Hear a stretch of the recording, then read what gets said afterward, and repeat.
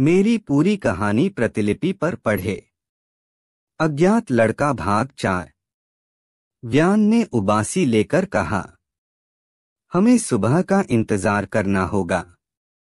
अभी अंधेरा है और हम जंगल के बीच में हैं। हमें जीवित रहने के लिए भोजन, पानी और आग की आवश्यकता होती है। आप यहीं रुकिए, मैं लकड़ियां इकट्ठा करने जा रहा हूं। होली नाइट ने कहा, तुम्हारे पास अलौकिक शक्तियां हैं जिससे तुम आग जला सकते हो, तो तुम अपनी शक्तियों का इस्तेमाल क्यों नहीं करते?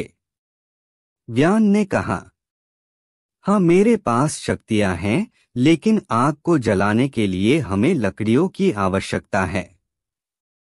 इतना कहकर व्यान जंगल की तरफ जाता है और लकड़ियां इकट्ठा करना शुरू करता है।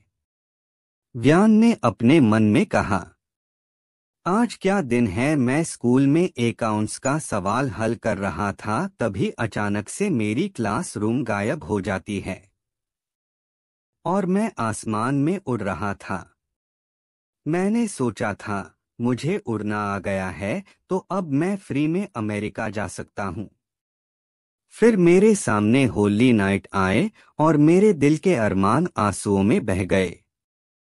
जब होली नाइट ने कहा, ये एक छलावा था, मेरी आंख से आंसू नहीं निकले, लेकिन मेरा दिल अंदर से बहुत रो रहा था। मुझे तो लगा था मेरा दिल कहीं बुरा मानकर खून पंप बंद करके कोने में मुंह फुलाकर न बैठ जाए। फिर मैंने अपनी शक्तियों की टेस्टिंग की और मेरे सामने मेरी फेवरेट मोटरसाइकिल प्रकट हो गई।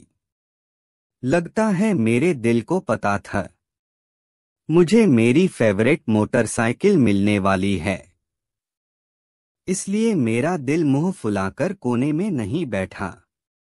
लेकिन मेरा पहला एडवेंचर 1 साल पहले शुरू हुआ था, जब मैं 15 साल का था। मैं अपने कमरे में जा रहा था और फिर मैं थक गया था। मैंने एक बेंच देखा और मैं उस बेंच पर बैठ गया था। तभी एक प्यारे से खरगोश ने मुझे आकर नमस्ते कहा।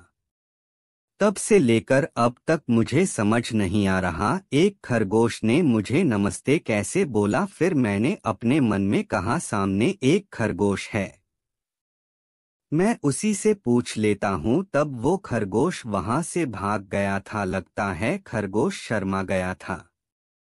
फिर मैंने उस खरगोश का पीछा किया। उस खरगोश का पीछा करते करते मैं एक जंगल में पहुंच गया था। तभी अचानक एक रहस्यमयी किताब मेरे सामने प्रकट हुई और तब मेरा रोमांच शुरू हुआ था।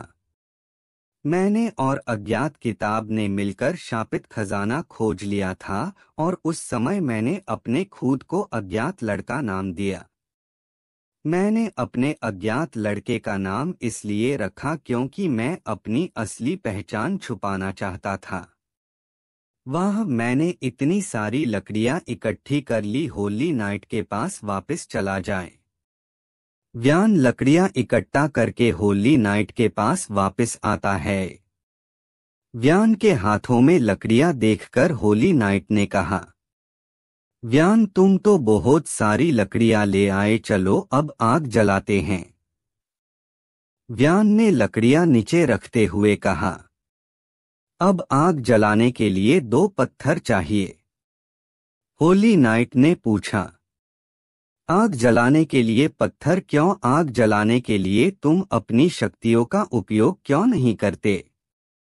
व्यान ने कहा, अगर मैं अपनी शक्तियों का उपयोग करूंगा तो फिर मैं अपनी जिंदगी की पहली कैंपिंग का आनंद कैसे लूंगा? और कैंपिंग का सबसे महत्वपूर्ण नियम है अपने हाथों से आग जलाना और कैंप फायर के लिए कोई शॉर्टकट नहीं लेना चाहिए। अब आग जलाने के लिए मुझे मानव तकनीक और आदिमानव की तकनीकों का उपयोग करना पड़ेगा, जिसे मैंने 1 साल पहले इस्तेमाल किया था। अब मुझे टिंडर और लकड़ियों को जलाने वाले पत्थरों की जरूरत है।